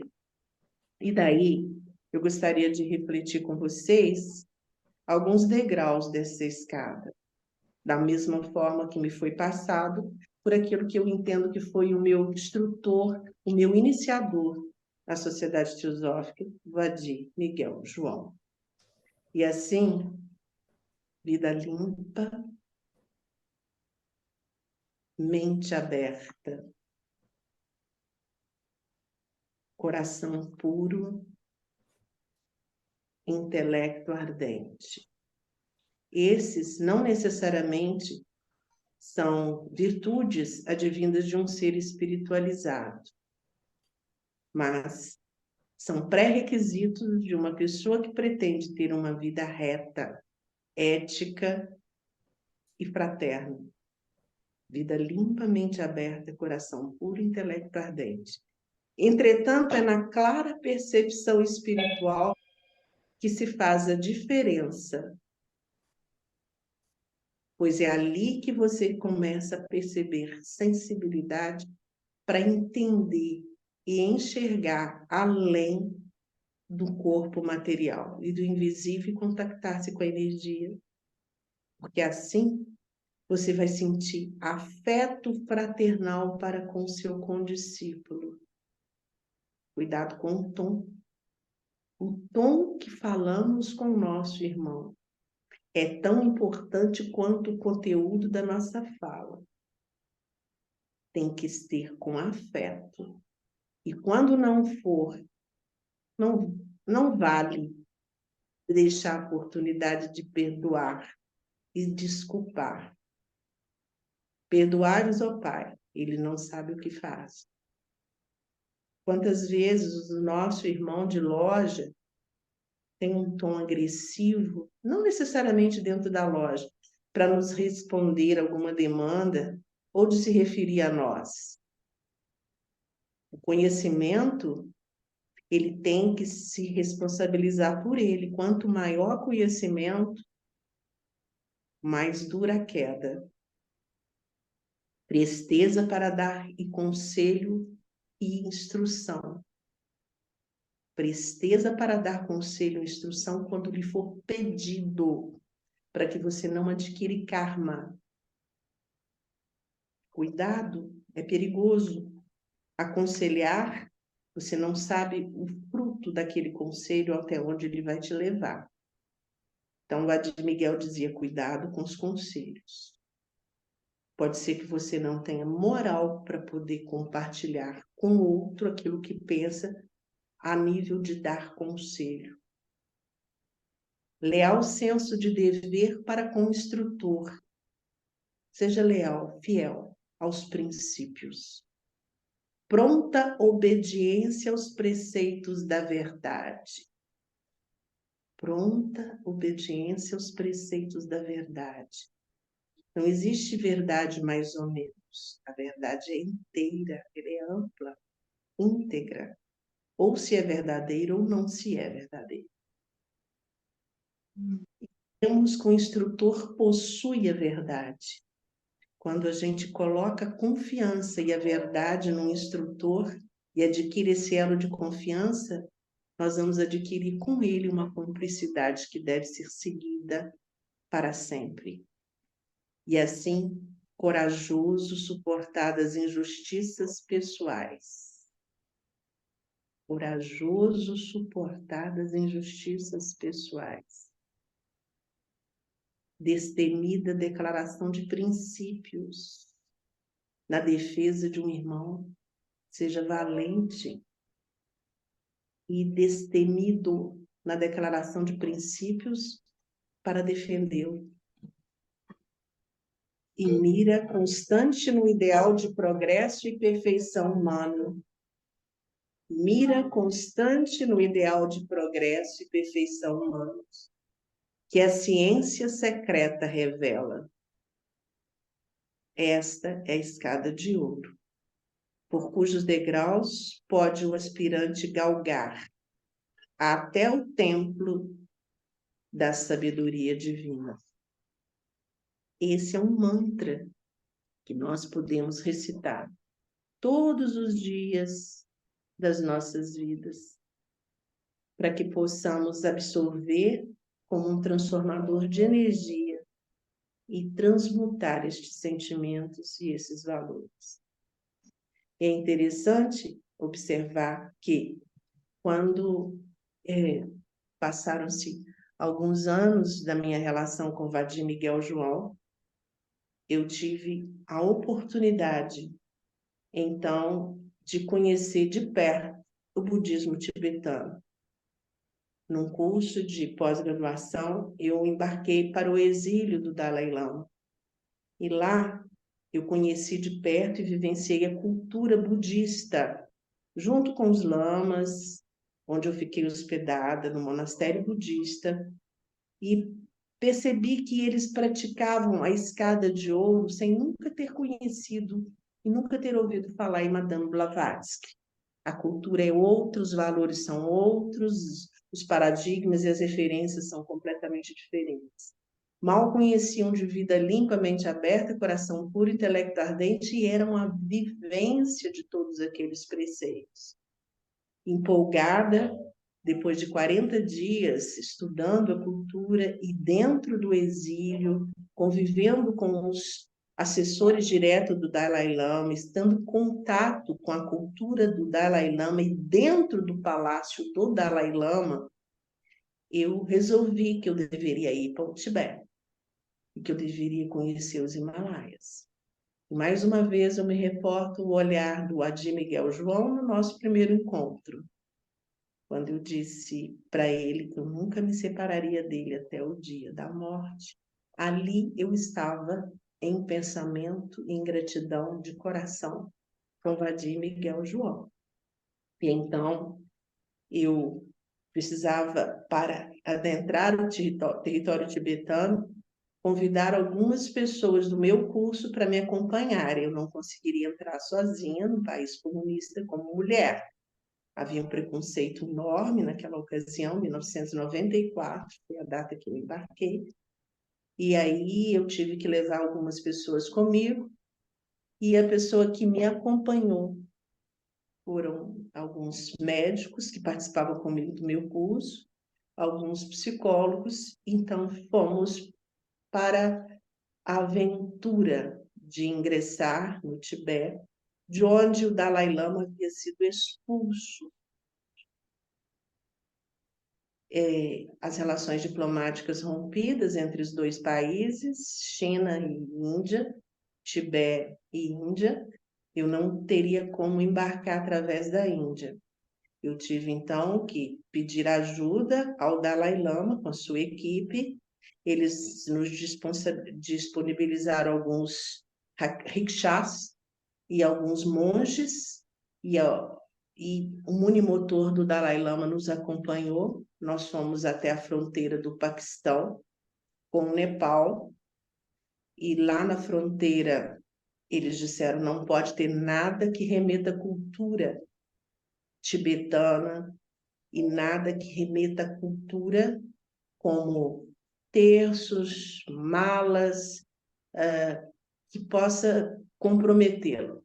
E ainda assim eu fui rendida pelos paquistaneses, que não acreditando que eu estava indo para a fronteira para ingressar no Nepal, me renderam e foi muito difícil os lamas terem conseguido convencê-los. Eu fui jogada no chão, as minhas malas abertas e as minhas roupas todas jogadas no chão, e eles desconfiados de alguma coisa, e parece que eles sentiam que poderia estar por vir, que eu estava indo para Katmandu para embarcar no Nepal para ingressar no território chinês. Eu, então, gritei para os lamas me socorrerem, e eles conseguiram convencer os paquistaneses, com a metralhadora na minha cabeça, a me libertar, para que eu pudesse, então, seguir com os outros irmãos para a fronteira do Paquistão com o Nepal, para, então, num unimotor que o Dalai Lama havia nos concedido e nos cedido, embarcar para a maior aventura da minha vida, que foi acessar o Tibete e os Himalaias. Fomos, então, com o piloto do Dalai Lama, dentro de um unimotor, até Katmandu. Eles já tinham reservado um local que pudesse nos acolher, nos abrigar. Nós ficamos, então, numa pousada durante 4 dias, até que o nosso visto fosse liberado para ingressarmos no Tibete. E ali eu tive a oportunidade de conviver com os turistas que escalavam o Everest, porque o Everest está situado no Nepal. E nós convivemos e conversamos com muitos turistas que se aventuravam a escalar o pico mais elevado do mundo. Foi uma experiência fantástica, porque a visão que se tem é completamente diferente quando se conversa com pessoas que arriscam nesse esporte radical. Depois de 4 dias, nosso passaporte liberado, com visto, nós então fomos embarcar num voo que nos levaria para Lhasa, Tibete. E lá, nesse voo, foi uma das experiências mais incríveis que eu tive na minha vida, que ali, dentro daquele voo, eu entendi que eu estava indo para uma terra sagrada. E que aquela terra sagrada me havia sido premiada por um olhar do Vadim Miguel para mim. E quando ele estendeu as mãos para mim, me disse: estaremos juntos até o último dia da tua vida. Eu disse para ele: a tua vida. Ali dentro do voo, eu só me lembrava do primeiro encontro com Vadim Miguel João. E quando estávamos para sobrevoar o Pico Everest, o comandante do voo disse: nós vamos agora percorrer e passar por cima do pico mais elevado do mundo, e gostaríamos que vocês observassem a paisagem. E quando ele reclinou a asa do voo, com o sol batendo na asa, refletindo na neve do cume do pico mais elevado do mundo, eu não acreditei que eu via um mar prata. Era a asa do avião refletida no sol da luz da neve. Era um mar que eu conseguia ver, mar prateado. E aí ele repetiu 3 vezes essa curvatura. E aí apagou tudo em mim, e eu tive, compartilhando com vocês, a primeira experiência de Samadhi. Quando paralisou tudo, minha respiração cessou, eu entrei num estado alterado de consciência, num transe profundo, e assim eu fui até a chegada em Lhasa. Eu simplesmente saí e vislumbrei algo onde, como se a minha respiração tivesse cessado, eu já não via e não via nada, era só uma vontade de explosão, de chorar, de emoção, por estar ali, num local onde eu não era ninguém, onde ninguém me conhecia, onde não tinha carteira de identidade, CPF, eu não tinha possibilidade de, se eu vou cair ali, sequer ser localizada por ninguém. Ali eu me desmanchei no nada, e foi no nada que eu fui tudo. porque naquele nada foi a minha primeira experiência de Deus dentro de mim, que eu até então nunca havia experienciado. E quando eu senti dentro de mim esse êxtase, eu percebi que alguma coisa havia se transformado para todo e sempre na minha vida. Nunca mais eu seria a mesma pessoa de antes. Alguma coisa havia transmutado para ficar. É como se morte e renascimento. Morreu uma e renasceu outra. Ali, dentro daquele voo, quando os comissários de bordo haviam deixado todos nos seus territórios, já com a escada lá embaixo, ele mexeu comigo. Oi, chegamos no destino. Eu abri os olhos e ali eu tive ciência de que eu fiquei 1 hora naquele estado, sem perceber. E eu fui preparada, eu acho, para pisar naquele território sagrado, que era o Tibete. E eu estava muito bem assessorada, porque eu estava numa comitiva que o Dalai Lama, junto com a comitiva, que havia providenciado, tomar todas as providências do passaporte, do visto, e me dado os endereços de onde eu poderia ficar para me hospedar, e ali uma missão por escrito em tibetano, traduzida em inglês, que nós deveríamos cumprir naquele território. A que eu aceitei de pronto, sem saber qual era. E fomos, então, até um local que não era monastério budista, porque lá não existia mais budistas que pudessem se identificar como budistas. Eu fui para um hostel, junto com os nossos irmãos de caminhada, e lá chegando, eu já, à noite, percebendo um ar muito rarefeito, senti que não me faltava oxigênio para que eu pudesse respirar, e aí eu fui socorrida de madrugada, às 2 da manhã, por uns 2 ou 3 médicos homeopatas que fizeram respiração em mim e tentaram que eu voltasse porque eu não conseguia ar, não conseguia respirar. Nós estávamos a quase 9.000 pés de altitude. E eu, então, ali tive uma experiência meio que de transe, de pós-morte, e é uma experiência para uma live, outra que eu possa passar para vocês. E naquele dia começamos a nossa escalada ao pico mais elevado do mundo, a partir do Tibete, que nos levou ao deserto de Gobi. Nós levamos uma mochila, cuia com água, e fomos atravessando aquele território arenoso, areia, areia e areia, porque era um deserto. E fomos, então, cumprir a missão que o Dalai Lama havia nos designado. Levamos horas e horas, muitas horas, muita água, saímos cedo, acordamos tipo 5 da manhã, para retornarmos à noite, quando de manhã no Tibete muito quente, à noite gelado, para que nós pudéssemos, então, fazer contato com a equipe do Dalai Lama e dizer que a missão tinha sido cumprida. Aí vocês vão perguntar qual a missão foi essa. A gente vai fazer uma outra live, se vocês desejarem, para poder compartilhar como foi a experiência dessa missão, porque ela não é o escopo nem o objetivo desse trabalho de hoje. Eu estou chegando até aqui com vocês para dizer que tudo começou como uma estrelinha no olho e no olhar do Adi Miguel para mim, e que me levou à fundação, então, da Estrela d'Alva tempos depois. A Estrela d'Alva foi fundada, na verdade, no olhar de Adi Miguel João, numa noite de lua cheia de outubro de 1987, na noite mais escura da minha alma. Ali eu encontrei a maior luz da minha vida, para nunca mais se apagar.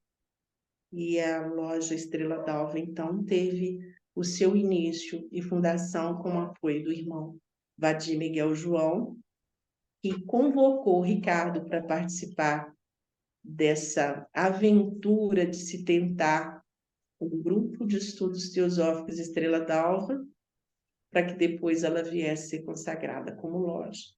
E então, em 1996, ela efetivamente foi fundada, embora a luz dela tenha brilhado na minha vida em outubro, numa noite de lua cheia de 1987, quando fundamos a loja Estrela d'Alva, começou num Guedes. Em menos de um ano, nós tínhamos 28 filiados. A coisa foi crescendo, foi crescendo, foi crescendo. Dali, eu me transferi com uma loja para a cidade de Juiz de Fora, Minas Gerais. Deixei Cataguases para sempre. E aqui, em Juiz de Fora, estou, junto com um pessoal lindo, maravilhoso, em reencontro de almas, para tentar caminhar juntos a partir do olhar de Vadi Miguel João, que se compadeceu da minha história e disse: vou te ajudar, estarei com você juntos até o momento que você necessitar de mim. E quando ele estava para desencarnar, talvez 7 dias antes, ele me avisou: minha missão está cumprida, eu delego a você seguir com essa chama por onde tu passares, seja a alma desse lugar. Eu jurei e me comprometi com ele que eu tentaria passar por cima de tudo, das minhas limitações, para vencer as agruras e todos os desafios, para levar Blavatsky para o mundo, a escada de ouro, o Tibete, o budismo tibetano, para os corações de todas as pessoas que, porventura, passassem pelo meu caminho. E hoje é a primeira vez, 28 anos depois, que eu presto esse depoimento numa live, que eu ainda nunca tinha nem ministrado uma palestra, atendendo a pedidos, muitos pedidos. TT, fale um pouquinho do início da Estrela d'Alva. O meu chamado foi na data de hoje, acredito que pelo dia do Lótus Branco, em homenagem a Blavatsky. Coincidentemente, a loja hoje, no dia de Lótus Branco, completa aniversário. Então, eu entendi que chegou a hora de eu prestar esse depoimento e de seguir juntos com esses nossos irmãos de caminhada na Estrela d'Alva, e junto com vocês do Rio, de São Paulo, do Rio Grande do Sul, do Rio Grande do Norte, e desse mundão aí de Deus.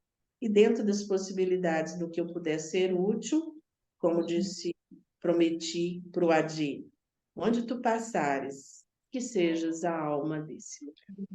E assim eu tenho buscado servir aos seres que nos orientam, que são os grandes seres, a Madame Blavatsky e a memória do inesquecível Vadi Miguel João. E que o Senhor o tenha junto de si. É tudo que eu gostaria de deixar com vocês.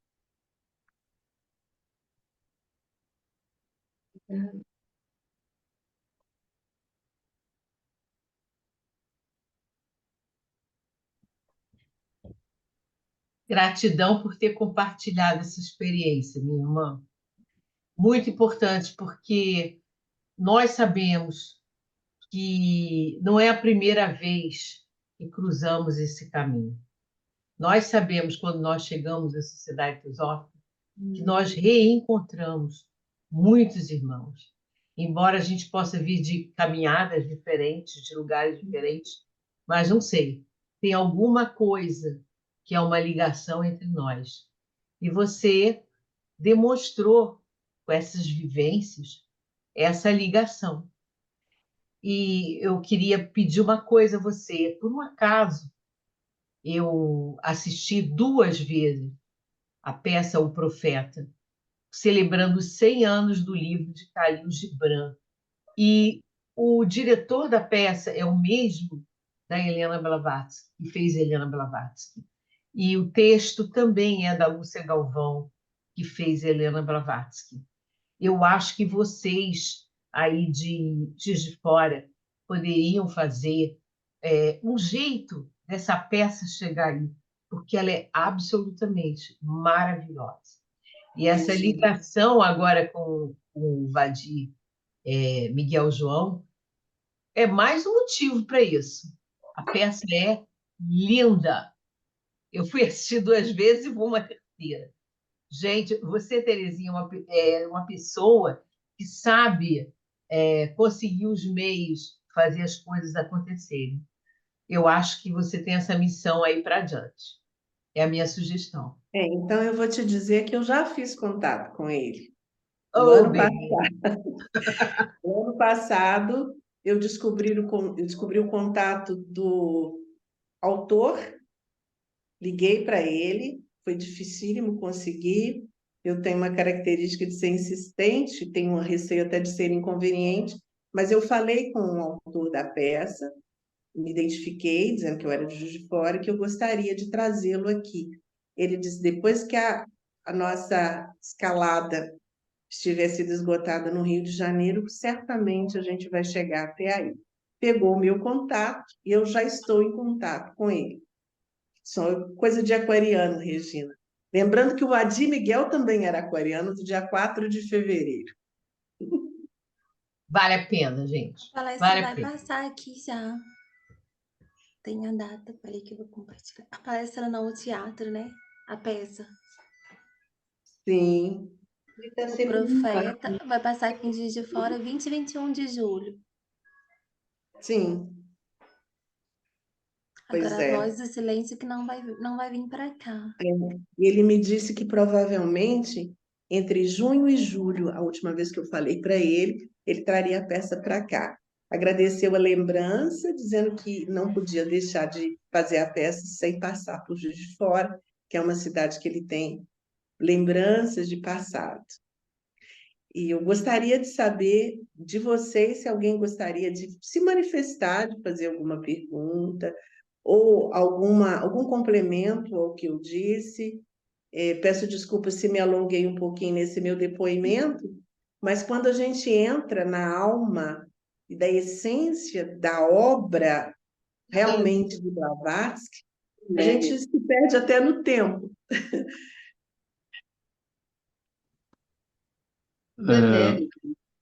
Boa noite, Tetê, boa noite a todos.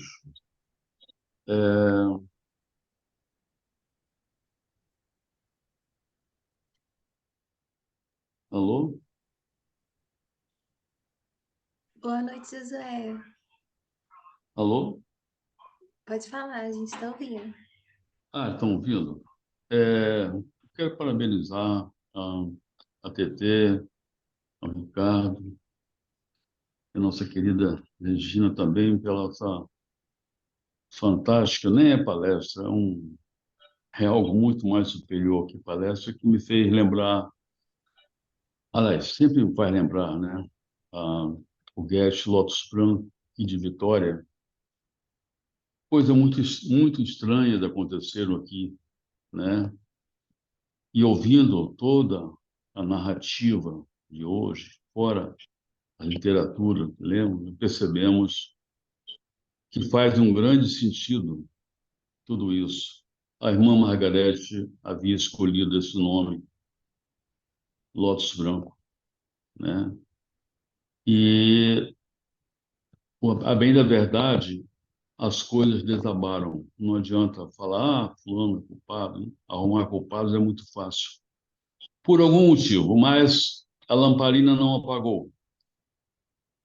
E neste momento, publicamente, através da TT, através da Regina e outros irmãos e irmãs, eu gostaria imensamente que a irmã Margarete assumisse a coordenação do Lotus Branco, porque ela é uma pessoa fantástica. E se eu magoei pessoalmente, ou de qualquer forma, eu peço perdão, assim como peço a todos os irmãos da sociedade.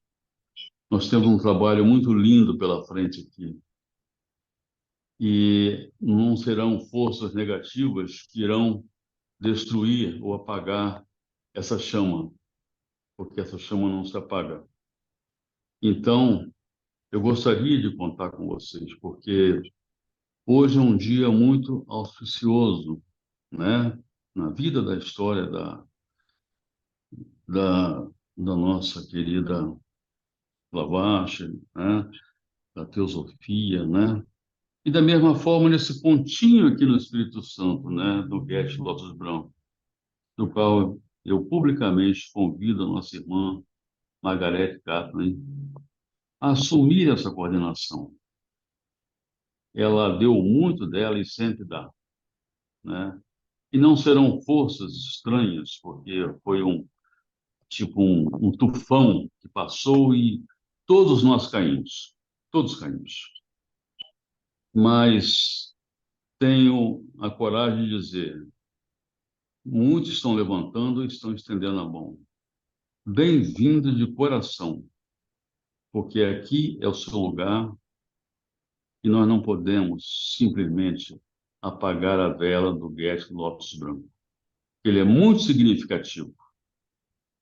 E mesmo que não fosse Lopes Branco, ele nasceu não foi por acaso. E também não é por acaso que eu estou aqui. Então, as pessoas que puderem ajudar para que nós possamos nos reorganizar, né, aqui e tocar o nosso trabalho em frente, sou muito grato a todos. Muito grato. Gratidão a todos. Obrigado pela atenção. Gratidão pelo depoimento lindo. E eu vou ser porta-voz, pode ter certeza, eu vou conversar com a Margarete. É de coração, Tetê. Eu sei disso. Eu De conheço a coração. história, e eu sei que você está sendo Ah, sincera. Você está Eu não emocionada. conheço a história, mas conte comigo. Isso. infelizmente, tem coisas que a gente fala assim, mas que houve? Começa a culpar um ou outro. Não, não.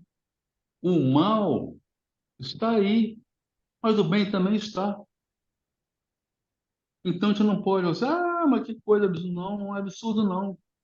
Às vezes temos que cair para poder saber levantar. E ter a humildade de saber levantar. E ter a humildade de falar assim, olha, me perdoe. Se eu errei, se eu pequei, se eu... Me perdoe, meu irmão, me perdoe, minha irmã. Olha Bendito só, seja aquele que realmente consegue se perdoar e perdoar o seu próximo. destemida declaração de princípios, afeto fraternal para com todos. Esse é o testemunho vivo da prática da escada de ouro. Parabéns pela inspiração, que outros irmãos que estejam eventualmente vivendo esse drama possam fazer o mesmo, desculpar-se e serem perdoados. Eu Gratidão. agradeço. Gratidão, Tetê, gratidão, Regina, gratidão ao Ricardo, grande companheiro, Marquezine, todo aquele que nos deram a mão. Vocês não levaram uma mão no rosto, não. Nós caímos, mas caímos com a lembrança sempre ativa, sempre para cima, e falando, nós vamos nos levantar. E hoje é um dia muito especial, principalmente falando com você, Tete, que sabe dessa história, né? E para todos os irmãos, porque não estou aqui para tirar meia culpa ou culpa não. Perguntaram ao Jesus uma época, mestre, quem errou? Ele falou, todos. Então, nós não estamos aqui colocando culpa, mas que o mal existe, que as forças do mal existem, que elas tentam derrubar não só aqui ou acolá, mas muitas coisas, isso com certeza. Mas nós estamos aqui levantando, arranhados, mas sem nenhuma vergonha dessa declaração aqui nesse momento. Muito pelo contrário, não vergonha, você É, está inspirando-nos com o seu exemplo. é Parabéns. um motivo para mim de alegria, profunda alegria. Eu estou alegre. Eu te perdoo em nome da Margarete. Pronto. Se estamos todos uns, como um feixe de lenha, jamais seremos destruídos se estivermos unidos, como ensinou Helena Petrovna Blavatsky. Está tudo certo, meu irmão. Sou porta-voz de Margarete. Viu que Gratidão. Eita, gente, que coisa linda! Parabéns, parabéns. Que bom, estou feliz. Alguém gostaria de se manifestar, além do Josué? Depoimento belíssimo.